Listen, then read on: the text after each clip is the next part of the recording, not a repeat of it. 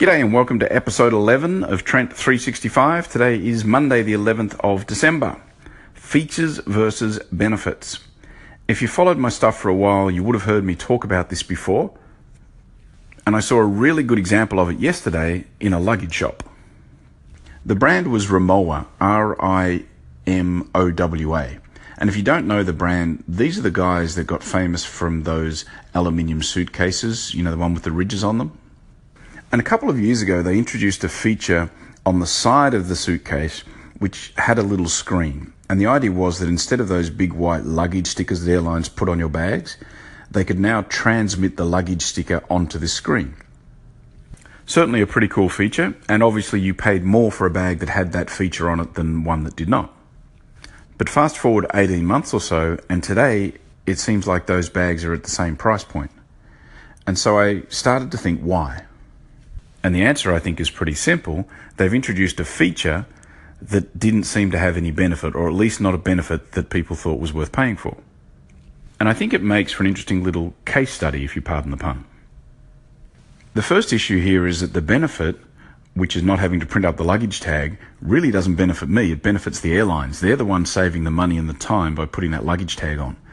The luggage tag really isn't much of an inconvenience to me. The only inconvenience is I've got this big ugly white sticker on my bag, and sometimes it leaves a bit of a gooey residue. That's about it. Not a major inconvenience. But of course, I'm the one that's paying the premium for the suitcase with this feature on it, which is giving me really no benefit, but giving the airline a benefit. So straight away, we've got a conflict. And the other issue is that these guys are really trying to disrupt an industry in the airline industry that is notorious for having deeply embedded legacy systems that are just very difficult to change. And that's probably the reason why, to this day, I think there's only 3 airlines that have basically joined the program. So unless you're traveling on one of those 3 airlines, this feature of sending a luggage tag electronically to your suitcase doesn't exist. So there's no benefit, again, to me, the consumer. Ironically, the type of airlines that would be open maybe to using a system like this would be the low-cost carrier airlines. But then the challenge is, of course, that the passengers on low-cost airlines are unlikely to ever spend $1,000 on a suitcase with a fancy electronic luggage tag. And so as we look back now, a couple of years later, it seems like there's some good lessons for all of us to learn in terms of features and benefits.